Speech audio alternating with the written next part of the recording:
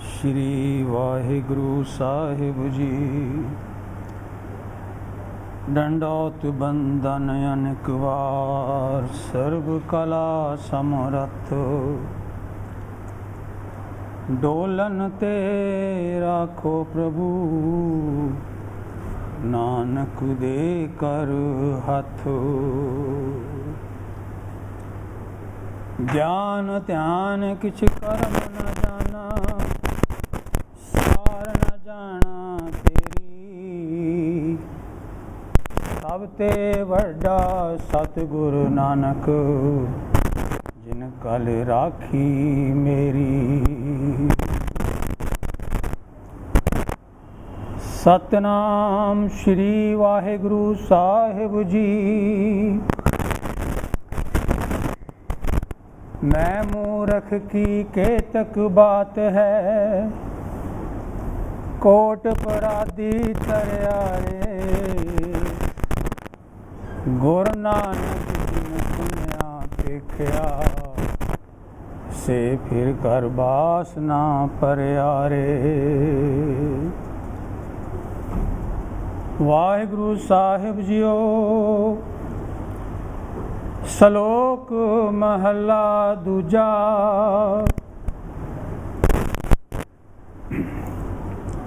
एक नहीं आसकी, दूजे लगे जाए।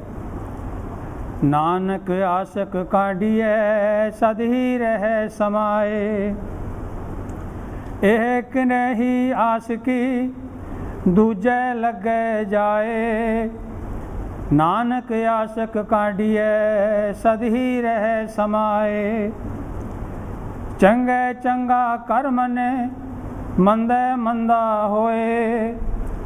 आसक एव ना आखिए, जे लेखे वर्ते सोए। महला दूजा।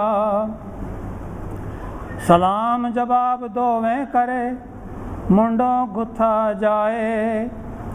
नानक दोवें कूड़िया, थाए न काई पाए। पौड़ी। जित सेविए सुख पाइए, सो साहिब सदा संभालिए। जित कीता पाइए अपना, सा गाल बुरी क्यों घालिए। मंदा मूल ना कीचई, दे लम्मी नदर निहालिए। ज्यों साहिब नाल ना हारिए, तेवे हा पासा टालिए। किछ लाहे ऊपर कालिए, किछ लाहे ऊपर कालिए। वाहिगुरु जी का खालसा, वाहिगुरु जी की फतेह। जुगो जुग अटल बाणी दे बोहित। धन धन सतगुरु श्री गुरु ग्रंथ साहब महाराज जी की पावन हजूरी विच सुभायमान गुरु की साथ संगत। सतगुरां दी अपार किरपा बख्शिश सदका सानू सत्संगत विच बैठण दा ये अवसर प्राप्त होया है। गुरचरना नाल अपनी सुरत नूं जोड़िए, अपनियां मनोवृत्तियां नूं एकागर करके एक बारी सारे प्रेम नाल आखो, सतनाम श्री वाहिगुरु। धन धन सतगुरु श्री गुरु नानक देव महाराज जी की महान बाणी आसा की वार दी चल रही लड़ीवार विचार विच पिछले हफ्ते तक आपां 20वीं पौड़ी तक दियां विचारां संपूर्ण कीतियां सन। अज आपने 21वीं पौड़ी उस तो पहलां जिहड़े 2 श्लोक ने उन्हां दा पाठ आपने सरवण कीता है। ये दोवें श्लोक जिहड़े ने ये धन धन सतगुरु श्री गुरु अंगद देव महाराज जी दे उच्चारण कीते हुए ने। सतगुरां ने पिछली पौड़ी भी जो बख्शिश करके सानू उपदेश दिता सी कि जो भी ये संसार विच आया है हर एक ने अपने अपनी वारी ते चले जाना है। इस करके जितना समा है जदों तक ये शरीर दे विच प्राण ने उस अकाल पुरख नूं याद करिए, उहदा सिमरन करिए, उस नूं कदों अपने मन तो विसारीए ना, तां ही असी अपना जिहड़ा असल काज है आपन हत्थी अपना आपे ही काज सवारीए। जो साडा असल काम है इस संसार ते आउण दा, जो असल मनोरथ है उस नूं असी प्राप्त कर सकते हाँ। अज धन धन सतगुरु श्री गुरु अंगद देव महाराज जो बख्शिश कर रहे हैं इन्हां सलोकां दे विच एक बड़ा जरूरी बड़ा डूंगा विषय है अते सारियां नाल साडे नाल संबंधित है, क्योंकि सतगुरां ने साडी मन की अवस्था नूं जाणदियां होयां ये बाणी उच्चारण कीती है। ये संसार विच विचरदियां होयां किवें साडा मन भटकदा है, किवें असीं भुलेखिਆਂ विच पैने हाँ। सतगुरां ने सानू सुचेत करन वास्ते थां थां दे उत्ते कुछ उलांबे भी दिते ने अते कुछ इउं कह लो कि टुम्बण का यतन भी किया है महाराज ने। अज सतगुर गल कर रहे हैं प्रेम की, प्रीत की। ਜਿਹੜੇ गुरु नाल प्रेम करते हैं, प्रीत करते हैं, वो धनता दे योग ने। पर महाराज कहते हैं इहो ਜਿਹੇ लोग ਜਿਹੜੇ ने जो कि अखवाउंदे ते आप नूं गुरु दा सिख ने, पर उन्हां दा अंदर जिहड़ा है उन्हां दी जिहड़ी प्रीत है, जिहड़ा उन्हां दा प्रेम है, वो कदे भी इन्ना डूंगा नहीं हुंदा। अते उस दा नतीजा ये हुंदा है कि वो कई बारी गुरु दा पल्ला छड्ड के दूजे पासे तुर जाते हैं। फिर महाराज कहते हैं किहो जी प्रीत है ये किने ही आस की दूजे लगे जाए। यह किने ये किहो जी प्रीत है। आशकी का अर्थ है प्रीत, इश्क, मुहब्बत। संसार दे विच भावें शब्द संसार वास्ते यूज होण, इस्तेमाल होण, पर शब्द कोई भी माड़ा नहीं हुंदा। असल दे विच जिहड़ी संसारी आशकी है, संसारी इश्क है, वो शरीरां तक सीमित है। उस दा अध्यात्म दे नाल कोई संबंध नहीं। पर एक है जिहड़ा कि हकीकी इश्क है, जिहड़ा रब्बी आशक हुंदा है, जिहड़ा रब नाल प्यार करदा है, गुरु नाल प्यार करदा है। वो जिहड़ा इश्क है वो मनुख नूं परमात्मा तक ले जाता है, वो मनुख नूं परमात्मा दा रूप कर दिंदा है। फिर प्रीत किहो जी होनी चाहिए है, इश्क किहो जिहा होना चाहिए है। जे मन करके विश्वास है गुरु ते, जे मन करके सानू परमात्मा ते भरोसा है, फिर असी उस दे नाल प्रेम करांगे, उस दे नाल प्यार करांगे, मुहब्बत करांगे।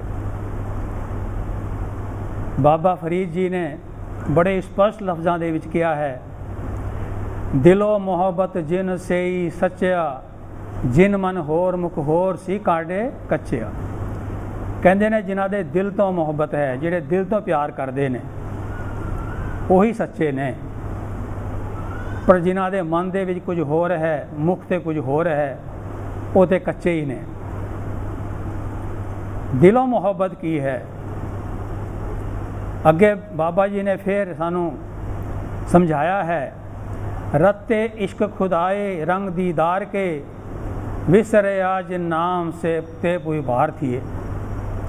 कहने जेड़े उस अकाल पुरख दे इश्क दे विच रंगे हुए ने, जिन्हां नूं हर वेले उस दे दीदार की इच्छा रहिंदी है, चाह रहिंदी है, वही असल दे विच सफल ने। बाकी तो जेड़े जिन्हां नूं नाम भुल गया, परमात्मा विसर गया, ਜਿਹੜੇ ਉਸ ਦੀਆਂ ਦਾਤਾਂ ਦੇ ਨਾਲ ਜੁੜ ਗਏ ਉਹ ਤੇ ਧਰਤੀ ਦੇ ਭਾਰ ਹੀ ਨੇ, ਧਰਤੀ ਦੇ ਵਾਸਤੇ ਬੋਝ ਹੀ ਨੇ। ਮਹਾਰਾਜ ਨੇ ਸਾਨੂੰ ਉਪਦੇਸ਼ ਦਿੱਤਾ ਹੈ ਕਿ ਅਸੀਂ ਗੁਰੂ ਸਾਹਿਬ ਦਾ ਆਪਣਾ ਜੀਵਨ ਵੀ ਦੇਖੀਏ, ਉਹਨਾਂ ਗੁਰਸਿੱਖਾਂ ਦਾ ਜੀਵਨ ਵੀ ਦੇਖੀਏ ਜਿਨ੍ਹਾਂ ਨੇ ਗੁਰੂ ਦੇ ਨਾਲ ਪ੍ਰੀਤ ਕੀਤੀ ਹੈ, ਜਿਨ੍ਹਾਂ ਨੇ ਵਾਹਿਗੁਰੂ ਦੇ ਨਾਲ ਪ੍ਰੀਤ ਕੀਤੀ ਹੈ, ਇਸ਼ਕ ਕੀਤਾ ਹੈ। ਉਹਨਾਂ ਦੇ ਸਾਹਮਣੇ ਭਾਵੇਂ ਕਿੰਨੀਆਂ ਔਕੜਾਂ ਆ ਗਈਆਂ, ਜੀਵਨ ਭਾਵੇਂ ਕਿਸੇ ਤਰੀਕੇ ਦਾ ਹੋ ਗਿਆ, ਪਰ ਉਹਨਾਂ ਨੇ ਕਦੇ ਵੀ ਆਪਣਾ ਪ੍ਰੇਮ ਨਹੀਂ ਛੱਡਿਆ, ਆਪਣਾ ਪ੍ਰੀਤ ਨਹੀਂ ਛੱਡਿਆ, ਆਪਣਾ ਰਹਿਬਰ ਨਹੀਂ ਛੱਡਿਆ, ਆਪਣਾ ਰਸਤਾ ਕਦੇ ਵੀ ਉਸਨੇ ਨਹੀਂ ਚੇਂਜ ਕੀਤਾ, ਕਦੇ ਨਹੀਂ ਬਦਲਿਆ। ਪਰ ਸਾਡੇ ਨਾਲ ਤੇ ਇਹੋ ਜਿਹਾ ਕੰਮ ਹੈ, ਥੋੜ੍ਹਾ ਜਿਹਾ ਦੁੱਖ ਆ ਜਾਏ ਅਸੀਂ ਰੱਬ ਨੂੰ ਹੀ ਮਿਹਣੇ ਮਾਰਨੇ ਸ਼ੁਰੂ ਕਰ ਦਿੰਦੇ ਹਾਂ, ਤਾਣੇ ਦੇਣੇ ਸ਼ੁਰੂ ਕਰ ਦਿੰਦੇ ਹਾਂ, ਰੱਬਾ ਸਾਡੇ ਨਾਲ ਕੀ ਕਰ ਦਿੱਤਾ। ਸੁੱਖ ਆ ਜਾਏ ਖੁਸ਼ ਹੁੰਦੇ ਹਾਂ, ਦੁੱਖ ਆ ਜਾਏ ਰੱਬ ਨੂੰ ਵੀ ਸ਼ਿਕਾਇਤ ਕਰ ਦਿੰਦੇ ਹਾਂ। ਪਰ ਮਹਾਰਾਜ ਤੇ ਕਹਿੰਦੇ ਨੇ ਜੇ ਅਸਲ ਪ੍ਰੇਮ ਕਰ ਰਹੇ ਹੋ ਨਾ, ਜੇ ਅਸਲ ਪ੍ਰੀਤ ਕਰ ਰਹੇ ਹੋ ਤੇ ਫਿਰ ਜਿਸ ਪਿਆਰੇ ਸਿਓ ਨੇ ਹੋ ਤਿਸੇ ਆ ਗਏ ਮਰ ਚੱਲੀਏ, ਦ੍ਰਿਗ ਜੀਵਨ ਸੰਸਾਰ ਤਾਂ ਕੇ ਪਾਛੇ ਜੀਵਣਾ। ਕਹਿੰਦੇ ਪ੍ਰੇਮ ਤੇ ਇਹੋ ਜਿਹਾ ਹੋਣਾ ਚਾਹੀਦਾ ਹੈ, ਪ੍ਰੀਤ ਤੇ ਇਹੋ ਜਿਹੀ ਹੋਣੀ ਚਾਹੀਦੀ ਹੈ। ਜਰਾ ਧੰਨ ਗੁਰੂ ਕਲਗੀਧਰ ਪਾਤਸ਼ਾਹ ਦੇ ਜੀਵਨ ਦੇ ਵਿੱਚ ਝਾਤ ਮਾਰੋ, ਕਿਵੇਂ ਸਤਿਗੁਰਾਂ ਦਾ ਜੀਵਨ ਬੀਤਿਆ ਹੈ। 42 ਸਾਲ ਦੀ ਉਮਰ, ਜੰਗਾਂ ਯੁੱਧਾਂ ਦੇ ਵਿੱਚ ਜਦੋਂ ਆਨੰਦਪੁਰ ਸਾਹਿਬ ਛੱਡ ਦਿੱਤਾ, ਪਿੱਛੇ ਦੁਸ਼ਮਣ ਦੀਆਂ ਫੌਜਾਂ ਨੇ ਅਤੇ ਸਤਿਗੁਰੂ ਸਰਸਾ ਦੇ ਕਿਨਾਰੇ ਬੈਠੇ ਨੇ, ਸਰਸਾ ਵੀ ਚੜੀ ਹੋਈ ਹੈ, ਪਰ ਅੰਮ੍ਰਿਤ ਵੇਲੇ ਦਾ ਸਮਾਂ ਹੋ ਗਿਆ ਹੈ। ਸਤਿਗੁਰ ਕਹਿੰਦੇ ਨੇ ਆਸਾ ਦੀ ਵਾਰ ਦਾ ਕੀਰਤਨ ਕਰਨਾ ਹੈ, ਜਪਜੀ ਸਾਹਿਬ ਦਾ ਪਾਠ ਕਰਨਾ ਹੈ। ਸਿੱਖ ਕਹਿੰਦੇ ਨੇ ਮਹਾਰਾਜ ਪਿੱਛੇ ਦੁਸ਼ਮਣ ਆ ਰਿਹਾ ਹੈ।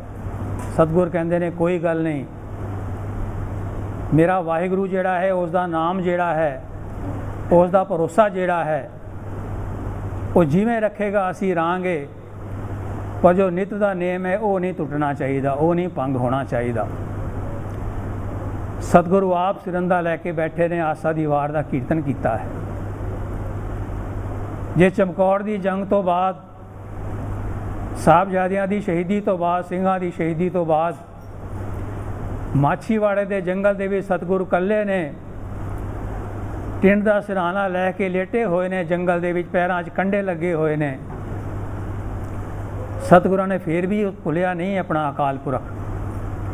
ਉਸ ਵੇਲੇ ਵੀ ਆਪਣੇ ਪਿਆਰਿਆਂ ਨੂੰ ਯਾਦ ਕਰਕੇ ਕਹਿੰਦੇ ਨੇ ਮਿੱਤਰ ਪਿਆਰੇ ਨੂੰ ਹਾਲ ਮੁਰੀਦਾਂ ਦਾ ਕਹਿਣਾ। ਸਤਿਗੁਰੂ ਨੇ ਭਾਵੇਂ ਕਿਹੋ ਜਿਹੀ ਅਵਸਥਾ ਹੋਵੇ, ਦੁੱਖ ਹੋਵੇ, ਸੁੱਖ ਹੋਵੇ, ਆਪਣਾ ਜਿਹੜਾ ਨਿਤ ਦਾ ਨੇਮ ਹੈ, ਜੋ ਅਕਾਲ ਪੁਰਖ ਦਾ ਸਿਮਰਨ ਹੈ, ਕਦੇ ਨਹੀਂ ਛੱਡਿਆ।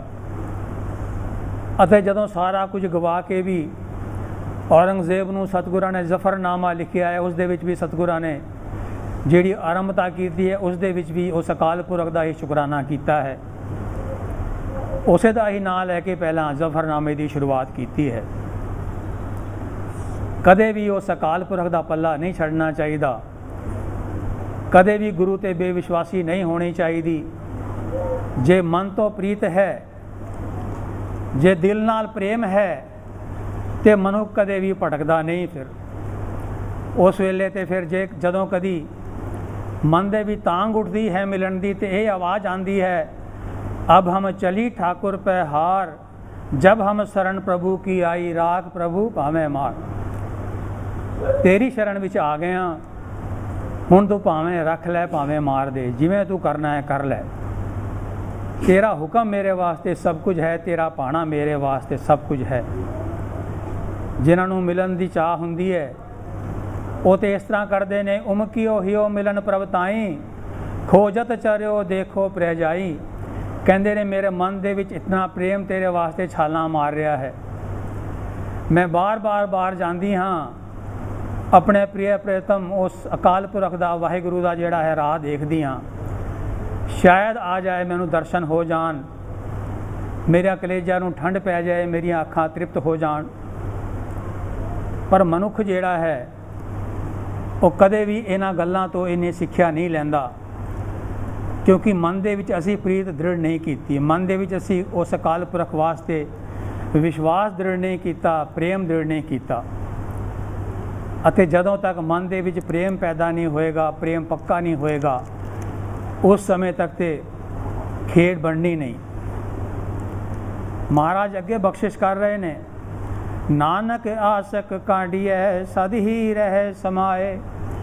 ਕਹਿੰਦੇ ਨੇ ਅਸਲ ਆਸ਼ਕ ਤੇ ਉਹੀ ਹੈ, ਅਸਲ ਪ੍ਰੇਮ ਕਰਨ ਵਾਲਾ ਤੇ ਉਹੀ ਹੈ ਜਿਹੜਾ ਕਿ ਹਰ ਵੇਲੇ उस अकाल पुरख की याद दे विच, अपने मुरशद की याद दे विच डुब्बा रहिंदा है, जिसनों कि उठदियां बैठदियां हर वेले वो याद रहिंदा है, चेते विच रहिंदा है। अगे महाराज बख्शिश करते हैं, चंगे चंगा कर मने मंदै मंदा होए। ये हुण साडी अवस्था का जिक्र है। चंगा हो जाता है कोई साडे नाल, कहने बहुत चंगा किया परमात्मा, बहुत चंगा हो गया। पर जे कोई माड़ा हो जाए, कोई दुख आ जाए तो कहने ये की कर दिता। ये साडे मन की अवस्था है, असी इस तरह करते हाँ। पर जिहड़ा प्रेम करन वाला है वो इस तरह नहीं करता। महाराज कहते हैं, आशक ए ना आखिए जय लेखे वरतै सोए। कहते हैं आशक उस नूं नहीं कहा जा सकता जिहड़ा कि सुख दुख का लेखा रखता है, सुख दुख का हिसाब रखता है, कदों मैनू सुख दिता, कदों मैनू दुख दिता। जो ये हिसाब कर रहा है तो महाराज कहते हैं फिर उसनों आशक नहीं कह सकते, उसनों प्रीत करने वाला नहीं कह सकते। अते जिहड़े दूजे दर ते जांदे ने उत्थों लभदा भी किसी नूं कुछ नहीं। भाई साहब भाई गुरदास जी ने एक बड़ी सुंदर कविता लिखी है, उन्होंने कुछ उदाहरणा दित्तियां ने। भाई साहब कहते हैं जिवें कि एक गां का बछड़ा जिहड़ा हुंदा है, जे वो कदे किसी दूजी गां के थल्ले चला जाए दुध पीण वास्ते, उस वेले उसनूं लत पैंदी है। जिवें कोई मनुख किसी अपने राज दवारे नूं छड्ड के, अपनी सरकार नूं छड्ड के किसी दूजी सरकार दे कोल चला जाए, वो भी ये कहंदे ने जिहड़ा अपने दा नहीं होया साडा किवें होएगा। भाई साहब कहंदे ने जिवें हंस दा मान सरोवर है, मान सरोवर का हंस जिहड़ा है किसी होर सरोवर ते चला जाए, उत्थे जाके उन्होंने मोती नहीं मिलणगे, क्योंकि मान सरोवर ते उहदा खाना जिहड़ा है वो मोती रूपी फल ने जिहड़े कि वो खांदा है, पर किधरे होर जाके उसनूं नहीं मिलणगे। इस तरीके दे नाल भाई साहब कहंदे ने गुरसिख जिहड़ा है, जो अपने गुरु नूं छड्ड के किसी होर दी शरण दे विच जांदा है ते उत्थे जाके उसनूं सिवाए ठोकरां दे होर कुछ नहीं मिलना, उस पापी नूं किधरे ढोई नहीं मिलती। भाई साहब कहते हैं, जैसे बछड़ा बिछड़ पर आन गाए, थन दुगध न पान करे मारत है लात की। जैसे मांसार त्याग अंसर जात, खात ना मुक्ता फल भुगत जुगाद की। जैसे राज द्वार तज आन द्वार जात जन, होत मान भंग महमक न काहू बात की। तैसे गुर सिख आन देव की शरण जाए, रहो ना परत राख सकत ना पात की। भाई साहब कहते हैं ना तो उसकी इज्जत रहिंदी है, ना उसका मान रहिंदा है, इस करके अपने गुरु नूं छड्ड के किधरे भी नहीं जाना चाहिए। कई बारी असी संसार दी रीतां दे वास्ते, संसार दे रस्मों रिवाजां दे वास्ते, संसार दे विखावे दे वास्ते असी गुरु नूं छड्ड दिन्ने हाँ, जां इहो कह लो गुरु नूं भुला दिन्ने हाँ, गुरु दे उपदेश नूं भुला दिन्ने हाँ। गुरु दे उपदेश नूं भुलाना गुरु नूं भुलाना है। पर महाराज तो कहते हैं इहो जी जिहड़ी रीत है दुनिया की, इहो जे जिहड़े चलन ने दुनिया के, इहो जिहियां जिहड़ियां गल्लां ने उन्हां नूं साड़ दिओ जिहड़ा सानू परमात्मा तो दूर करता है। महाराज कहते हैं जालो ऐसी रीत जित मैं प्यारा विसरै, नानक साई भली प्रीत जित साहिब सेती पत रवै। कहते हैं उही प्रेम चंगा है जिस दे करके कि साडी उस गुरु के दरबार दे विच, उस अकाल पुरख के सामने साडी इज्जत साडी पत रह जाती है। अते असी अरदास तां ये करनी चाहिए है, जे सुख दे तां तुझे आराधी, दुख भी तुझे ते आई। जे भुख दे तां इत ही राजा, भुख भी सुख मनाई। ये अकाल पुरख जे दुख दिंदा है तां भी तेरी रजा है। ये भी दात तेरी दातार पढ़ते हैं जपजी साहब विच रोज़, पर कदे दात समझ के दुख नूं मन्निया नहीं असी। महाराज कहते हैं कि अरदास करो ये अवस्था बन जाए साडे मन की, ਅਸੀਂ ਦੁੱਖ ਤੇ ਸੁੱਖ ਨੂੰ ਇੱਕੋ ਕਰਕੇ ਜਾਣੀਏ, ਉਸ ਦੀ ਦਾਤ ਕਰਕੇ ਸਮਝੀਏ, ਤਾਂ ਹੀ ਸਾਡੇ ਮਨ ਦੇ ਵਿੱਚ ਉਸ ਅਕਾਲ ਪੁਰਖ ਵਾਸਤੇ, ਆਪਣੇ ਗੁਰੂ ਵਾਸਤੇ ਅਸਲ ਪ੍ਰੀਤ ਰਹੇਗੀ। ਅਗਲੇ ਸ਼ਲੋਕ ਦੇ ਵਿੱਚ ਮਹਾਰਾਜ ਬਖਸ਼ਿਸ਼ ਕਰ ਰਹੇ ਨੇ, ਸਲਾਮ ਜਵਾਬ ਦੋਵੇਂ ਕਰੇ ਮੁੰਡੋ ਕੁੱਥਾ ਜਾਏ। ਹੁਣ ਕਹਿੰਦੇ ਨੇ ਦੇਖੋ ਮੱਥੇ ਵੀ ਟੇਕਦੇ ਹਾਂ, ਸਲਾਮਾਂ ਵੀ ਕਰਦੇ ਹਾਂ, ਨਮਸਕਾਰ ਵੀ ਕਰਦੇ ਹਾਂ, ਪਰ ਦੂਜੇ ਪਾਸੇ ਫਿਰ ਜਵਾਬ ਵੀ ਦਿੰਦੇ ਹਾਂ। ਜਵਾਬ ਦੇਣਾ ਕੀ ਹੁੰਦਾ ਹੈ? ਗੁਰੂ ਜੋ ਕਹਿ ਰਿਹਾ ਹੈ ਗੱਲ ਨਾ ਮੰਨਣੀ। ਗੁਰੂ ਨੇ ਕਿਹਾ ਹੈ ਅੰਮ੍ਰਿਤ ਛਕਣਾ ਹੈ, ਰਹਿਤ ਰੱਖਣੀ ਹੈ, ਨਿਤਨੇਮ ਕਰਨਾ ਹੈ। ਮਨ ਕਹਿੰਦਾ ਹੈ ਕੋਈ ਲੋੜ ਨਹੀਂ ਹੈ, ਕੋਈ ਗੱਲ ਨਹੀਂ, ਇਸੇ ਤਰ੍ਹਾਂ ਠੀਕ ਹੈ। ਇਹ ਹੈ ਜਵਾਬ ਦੇਣਾ। ਨਮਸਕਾਰਾਂ ਕਰਦੇ ਹਾਂ ਗੁਰੂ ਅੱਗੇ ਆ ਕੇ, ਮੱਥੇ ਟੇਕਦੇ ਹਾਂ, ਪਰ ਮਨ ਕਰਕੇ ਗੁਰੂ ਦੀ ਗੱਲ ਮੰਨਣ ਨੂੰ ਤਿਆਰ ਨਹੀਂ। ਫਿਰ ਮਹਾਰਾਜ ਕਹਿੰਦੇ ਨੇ ਕੀ ਹੁੰਦਾ ਹੈ? ਮੁੰਡੋ ਕੁੱਥਾ ਜਾਏ। ਕਹਿੰਦੇ ਨੇ ਮੂਲ ਤੋਂ ਹੀ ਅਸੀਂ ਖੁੰਝੇ ਜਾਂਦੇ ਹਾਂ। ਸਾਡੀ ਮੂਲ ਜਿਹੜੀ ਹੈ, ਸਾਡਾ ਜੜ ਜਿਹੜਾ ਹੈ, ਉਸ ਤੋਂ ਹੀ ਅਸੀਂ ਖੁੰਝੇ ਜਾਂਦੇ ਹਾਂ। ਸਾਡੇ ਪੱਲੇ ਕੁਝ ਨਹੀਂ ਬਚਦਾ, ਕਿਉਂਕਿ ਅਸੀਂ ਮਨ ਦੇ ਆਖੇ ਲੱਗ ਕੇ ਤੁਰ ਰਹੇ ਹਾਂ, ਗੁਰੂ ਦੇ ਆਖੇ ਲੱਗ ਕੇ ਨਹੀਂ ਤੁਰ ਰਹੇ। ਕਿਉਂਕਿ ਮਹਾਰਾਜ ਤੇ ਕਹਿੰਦੇ ਨੇ ਅਸਲ ਦੇ ਵਿੱਚ ਗੁਰੂ ਦੇ ਕੋਲ ਆਣਾ, ਨਮਸਕਾਰ ਕਰਨੀ ਤਦੇ ਸਫਲ ਹੈ ਜਦੋਂ ਸੇਵਕ ਸਿੱਖ ਪੂਜਣ ਸਭ ਆਵੈ, ਸਭ ਗਾਵੈ ਹਰ ਹਰ ਉੱਤਮ ਬਾਣੀ, ਗਾਵਿਆ ਸੁਣਿਆ ਤਿਨ ਕਾ ਹਰ ਥਾਂ ਪਾਵੈ, ਜਿਨ ਸਤਿਗੁਰ ਕੀ ਆਗਿਆ ਸਤ ਸਤ ਕਰਮਾਨੀ। ਕਹਿੰਦੇ ਸਾਡੀਆਂ ਨਮਸਕਾਰਾਂ ਕਰਨੀਆਂ, ਸਾਡਾ ਕੀਰਤਨ ਕਥਾ ਸੁਣਨੀ, ਸਾਡਾ ਗਾਉਣਾ ਤਾਂ ਹੀ ਸਫਲ ਹੈ ਜੇ ਅਸੀਂ ਗੁਰੂ ਦੀ ਆਗਿਆ ਜਿਹੜੀ ਹੈ, ਜੋ ਗੁਰਬਾਣੀ ਕਹਿ ਰਹੀ ਹੈ, ਉਸ ਨੂੰ ਅਸੀਂ ਸਤ ਸਤ ਕਰ ਮੰਨ ਰਹੀਏ। ਗੁਰੂ ਦੀ ਆਗਿਆ ਮੰਨਣੀ, ਮਨ ਨੂੰ ਸਮਝਾਉਣਾ ਹੈ ਤੇ ਬੜਾ ਔਖਾ ਕੰਮ, ਕਿਉਂਕਿ ਮਨ ਸਾਡਾ ਬੜਾ ਅੜਿਆ, ਇਹ ਮੰਨਦਾ ਹੀ ਨਹੀਂ ਕਿਸੇ ਗੱਲ ਨੂੰ। ਸੰਸਾਰ ਜਿਹੜਾ ਹੈ ਇੰਨਾ ਸੋਹਣਾ ਲੱਗਦਾ ਹੈ, ਸੰਸਾਰ ਦੇ ਰੰਗ ਇੰਨੇ ਚੰਗੇ ਲੱਗਦੇ ਨੇ, ਘੜੀ ਮੁੜੀ ਅਸੀਂ ਉੱਧਰ ਹੀ ਜਾਂਦੇ ਹਾਂ। ਹਰ ਵੇਲੇ ਅਸੀਂ ਗੁਰੂ ਵੱਲ ਆਉਂਦੇ ਜ਼ਰੂਰ ਹਾਂ, ਪਰ ਗੁਰਦੁਆਰੇ ਤੋਂ ਬਾਹਰ ਜਾਂਦੇ ਉੱਧਰ ਚੱਲੇ ਜਾਂਦੇ ਹਾਂ। ਸਾਡਾ ਮਨ ਜਿਹੜਾ ਹੈ ਇੱਕ ਥਾਂ ਟਿਕਦਾ ਹੀ ਨਹੀਂ ਹੈ, ਪਰ ਯਤਨ ਕਰਨਾ ਚਾਹੀਦਾ ਹੈ। ਮਨ ਨੂੰ ਟਿਕਾਉਣ ਦਾ ਯਤਨ ਕੀ ਹੈ? ਮਨ ਨੂੰ ਟਿਕਾਉਣ ਦਾ ਯਤਨ ਹੈ ਗੁਰੂ ਦੀ ਬਾਣੀ ਦਾ ਪਾਠ ਕਰਨਾ, ਨਿਤਨੇਮ ਕਰਨਾ, ਆਪਣੇ ਮਨ ਨੂੰ ਆਪਣੇ ਕਾਬੂ 'ਚ ਰੱਖਣ ਦਾ ਯਤਨ ਕਰਨਾ। ਜੇ ਅਸੀਂ ਮਨ ਦੇ ਪਿੱਛੇ ਲੱਗ ਕੇ ਤੁਰਾਂਗੇ ਤਾਂ ਕਦੇ ਵੀ ਅਸੀਂ ਆਪਣੇ ਮੰਜ਼ਿਲ 'ਤੇ ਨਹੀਂ ਪਹੁੰਚ ਸਕਦੇ। ਮਤ ਨੂੰ ਆਪਣੇ ਨੂੰ ਇੰਨੀ ਮਜ਼ਬੂਤ ਕਰਨਾ ਹੈ, ਇੰਨਾ ਸਟਰੋਂਗ ਕਰਨਾ ਹੈ ਕਿ ਮਨ ਜਿਹੜਾ ਹੈ ਮਤ ਦੇ ਪਿੱਛੇ ਲੱਗ ਕੇ ਤੁਰੇ। ਜੇ ਸਾਡੀ ਮਤ ਜਿਹੜੀ ਹੈ, ਸਾਡੀ ਬੁੱਧ, ਸਾਡੀ ਅਕਲ ਮਨ ਦੇ ਪਿੱਛੇ ਲੱਗ ਕੇ ਚੱਲੇਗੀ ਤੇ ਫਿਰ ਅਸੀਂ ਦੂਜੇ ਪਾਸੇ ਹੀ ਜਾਵਾਂਗੇ, ਫਿਰ ਅਸੀਂ ਗੁਰੂ ਦੇ ਪਾਸੇ ਨਹੀਂ ਆਵਾਂਗੇ। ਬੁੱਧ ਸਾਨੂੰ ਦਿੱਤੀ ਹੈ ਅਕਾਲ ਪੁਰਖ ਨੇ, ਅਕਲ ਸਾਨੂੰ ਦਿੱਤੀ ਹੈ। ਉਸ ਅਕਲ ਦਾ ਇਸਤੇਮਾਲ ਕਰਕੇ ਅਸੀਂ ਆਪਣੇ ਮਨ ਨੂੰ ਆਪਣੇ ਕਾਬੂ ਵਿੱਚ ਰੱਖਣਾ ਹੈ, ਅਤੇ ਮਨ ਨੂੰ ਕਾਬੂ ਵਿੱਚ ਰੱਖਾਂਗੇ ਤਾਂ ਹੀ ਅਸੀਂ ਗੁਰੂ ਦੇ ਬਣ ਸਕਦੇ ਹਾਂ। ਤਾਂ ਹੀ ਅਸੀਂ ਗੁਰੂ ਦਾ ਦਿੱਤਾ ਜਿਹੜਾ ਹੁਕਮ ਹੈ, ਜੋ ਗੁਰੂ ਦੀ ਦਿੱਤੀ ਰਹਿਤ ਮਰਿਆਦਾ ਹੈ, ਜੋ ਗੁਰੂ ਨੇ ਸਾਨੂੰ ਉਪਦੇਸ਼ ਬਖਸ਼ਿਸ਼ ਕੀਤਾ ਹੈ, ਉਸ ਨੂੰ ਆਪਣੇ ਜੀਵਨ ਦੇ ਵਿੱਚ ਧਾਰਨ ਕਰ ਸਕਦੇ ਹਾਂ। ਮਹਾਰਾਜ ਕਹਿੰਦੇ ਨੇ ਨਾਨਕ ਦੋਵੇਂ ਕੂੜੀਆਂ ਥਾਏ ਨਾ ਕਾਈ ਪਾਏ। ਕਹਿੰਦੇ ਨੇ ਜਿਹੜੇ ਸਲਾਮ ਵੀ ਕਰਦੇ ਨੇ, ਮੱਥੇ ਵੀ ਟੇਕਦੇ ਨੇ, ਜਵਾਬ ਵੀ ਦਿੰਦੇ ਨੇ, ਕਹਿੰਦੇ ਨੇ ਦੋਵੇਂ ਹੀ ਗੱਲਾਂ ਝੂਠੀਆਂ ਨੇ ਅਤੇ ਕਿਸੇ ਥਾਂ ਵੀ ਉਹ ਮਨੁੱਖ ਪੁੱਜ ਨਹੀਂ ਸਕਦਾ, ਕਦੇ ਵੀ ਉਸ ਨੂੰ ਮੰਜ਼ਿਲ ਹਾਸਲ ਨਹੀਂ ਹੁੰਦੀ। ਇਹ ਕੰਮ ਜਿਹੜੇ ਨੇ ਉਸ ਦੇ ਵਿਅਰਥ ਹੀ ਨੇ।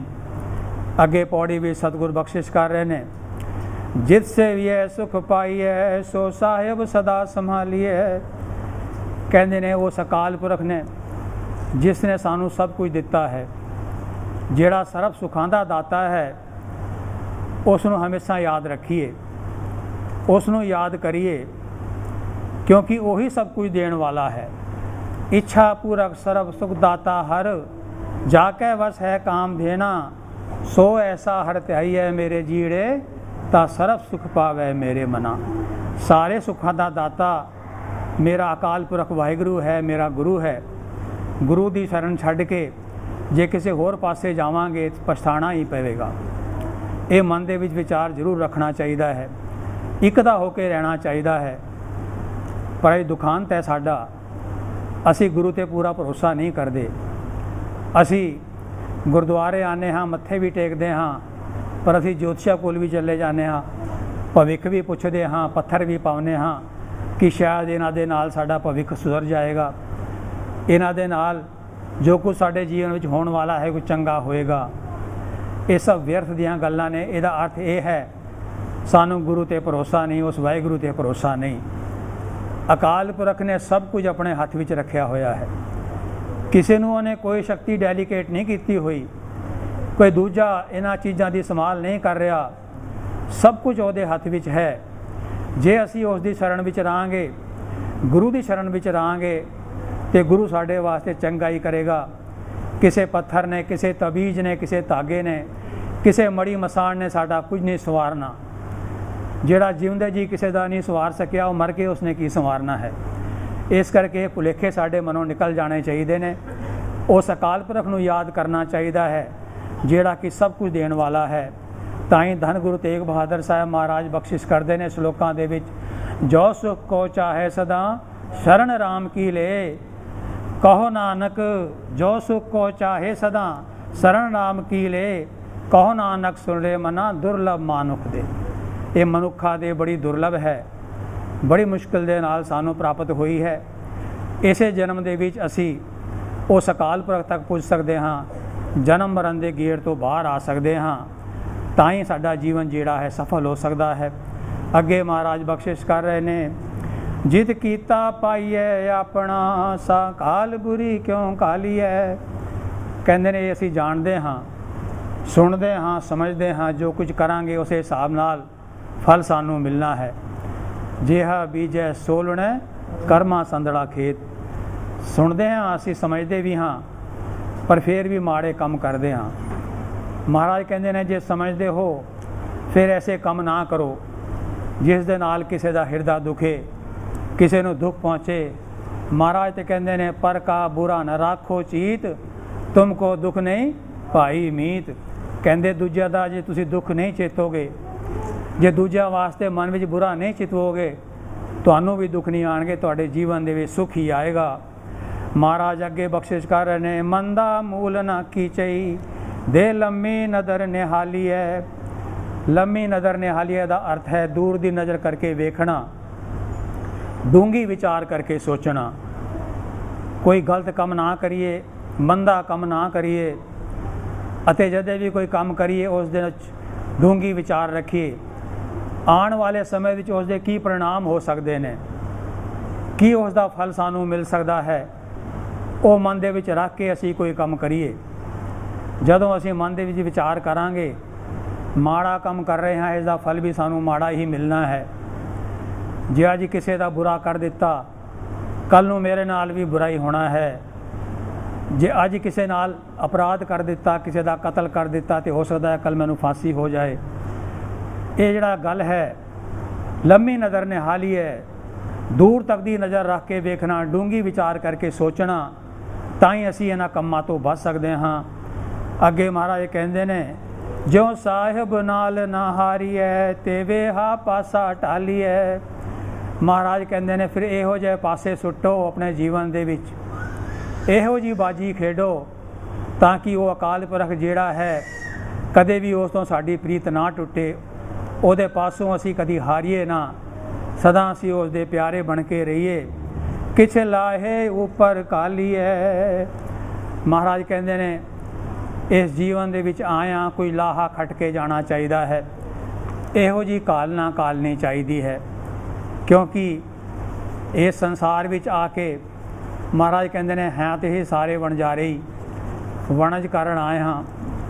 ਕੋਈ ਧਰਮ ਦਾ ਵਪਾਰ ਕਰ ਰਿਹਾ ਹੈ, ਕੋਈ ਸੰਸਾਰ ਦੇ ਵਿੱਚ ਅਧਰਮ ਦਾ ਵਪਾਰ ਕਰ ਰਿਹਾ ਹੈ, ਪਰ ਅਸਲ ਵਿੱਚ ਉਸ ਦਾ ਵਪਾਰ ਹੀ ਸਫਲ ਹੈ ਜਿਹੜਾ ਕਿ ਧਰਮ ਦਾ ਵਪਾਰ ਕਰਕੇ ਉਸ ਅਕਾਲ ਪੁਰਖ ਨੂੰ ਹਰ ਵੇਲੇ ਯਾਦ ਰੱਖਦਾ ਹੈ। ਰੋਜ਼ ਪੜ੍ਹਦੇ ਹਾਂ ਨਾ, ਸੋਹਿਲਾ ਸਾਹਿਬ ਦਾ ਪਾਠ ਕਰਦੇ ਹਾਂ, ਅਖੀਰਲੀ ਪੌੜੀ ਇਸੇ ਵਾਸਤੇ ਮਹਾਰਾਜ ਨੇ ਲਿਖੀ ਹੈ। ਧਿਆਨ ਨਾਲ ਪੜ੍ਹਿਆ ਕਰੀਏ, ਵਿਚਾਰ ਕੇ ਪੜ੍ਹਿਆ ਕਰੀਏ, ਤਾਂ ਕਿ ਸੌਣ ਲੱਗਿਆਂ ਸਾਨੂੰ ਸਾਰਾ ਕੁਝ ਯਾਦ ਆ ਜਾਏ। ਮਹਾਰਾਜ ਕਹਿੰਦੇ ਨੇ, ਕਰੋ ਬੇਨੰਤੀ ਸੁਣੋ ਮੇਰੇ ਮੀਤਾ, ਸੰਤ ਟਹਿਲ ਕੀ ਵੇਲਾ, ਈਆਂ ਖਾਟ ਚਲੋ ਹਰ ਲਾਹਾ, ਆਗੇ ਬਸਨ ਸੁਹੇਲਾ। ਇਹ ਲਾਹਾ ਖੱਟਣਾ ਹੈ, ਉਸ ਅਕਾਲ ਪੁਰਖ ਦਾ ਸਿਮਰਨ ਕਰਨਾ ਹੈ। ਗੁਰੂ ਦੀ ਆਗਿਆ ਮੰਨਣੀ ਹੈ, ਇੱਕ ਦੇ ਬਣ ਕੇ ਰਹਿਣਾ ਹੈ। ਆਸੇ ਪਾਸੇ ਭੱਜਣ ਦੀ ਲੋੜ ਨਹੀਂ। ਆਪਣਾ ਭਰੋਸਾ ਪੱਕਾ ਕਰਨਾ ਹੈ ਮਨ ਦੇ ਵਿੱਚ। ਸਾਰੀ ਗੱਲ ਮਨ ਦੇ ਭਰੋਸੇ ਦੀ ਹੈ। ਜਿਸ ਦਿਨ ਮਨ ਦਾ ਭਰੋਸਾ ਪੱਕਾ ਹੋ ਗਿਆ, ਉਸ ਦਿਨ ਸਾਨੂੰ ਪਤਾ ਲੱਗੇਗਾ, ਉਸ ਦਿਨ ਸਾਨੂੰ ਗਿਆਨ ਹੋਏਗਾ ਕਿ ਅਸੀਂ ਜੀਵਨ ਦੇ ਵਿੱਚ ਕੀ ਕਰ ਰਹੇ ਹਾਂ ਅਤੇ ਕੀ ਕਰਨਾ ਚਾਹੀਦਾ ਹੈ।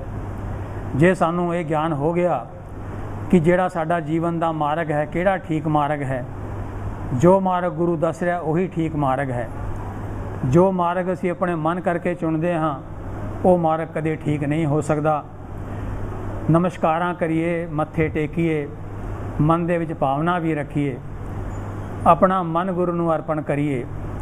ਭਾਵੇਂ ਕਹਿ ਦਿੰਦੇ ਹਾਂ ਮਨ ਅਰਪਣ ਕੀਤਾ ਹੈ, ਤਨ ਅਰਪਣ ਕੀਤਾ ਹੈ, ਤਨ ਅਰਪਣ ਕੀਤਾ ਹੈ, ਅਰਪਣ ਕਰ ਦਿੰਦੇ ਹਾਂ, ਪਰ ਉਸ ਤੋਂ ਆਪਣਾ ਕਬਜ਼ਾ ਨਹੀਂ ਅਸੀਂ ਛੱਡਦੇ, ਰੱਖਦੇ ਆਪਣੇ ਕੋਲ ਹੀ ਹਾਂ।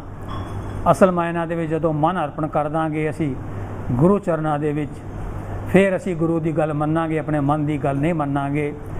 ਅਸੀਂ ਗੁਰੂ ਚਰਨਾਂ ਵਿੱਚ ਅਰਦਾਸ ਕਰਨੀ ਹੈ।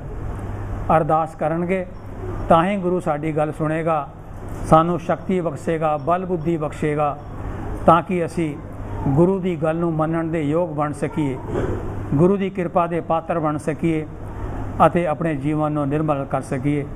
ਸਤਿਗੁਰ ਬਖਸ਼ਿਸ਼ ਕਰਨ, ਕਿਰਪਾ ਕਰਨ, ਸਾਰਿਆਂ ਦੇ ਸਿਰ 'ਤੇ ਮਿਹਰ ਭਰਿਆ ਹੱਥ ਰੱਖਣ, ਸਾਰਿਆਂ ਦੇ ਘਰਾਂ ਦੇ ਵਿੱਚ ਨਿਤਨੇਮ ਦਾ ਬਾਣੀ ਦਾ ਪ੍ਰਕਾਸ਼ ਕਰਨ, ਸਾਰਿਆਂ ਦੇ ਘਰਾਂ ਦੇ ਵਿੱਚ ਗੁਰਮਤਿ ਦਾ ਪ੍ਰਕਾਸ਼ ਕਰਨ। ਬੇਅੰਤ ਭੁੱਲਾਂ ਗਲਤੀਆਂ ਦੀ ਖਿਮਾ ਜੀ। ਵਾਹਿਗੁਰੂ ਜੀ ਕਾ ਖਾਲਸਾ, ਵਾਹਿਗੁਰੂ ਜੀ ਕੀ ਫਤਿਹ।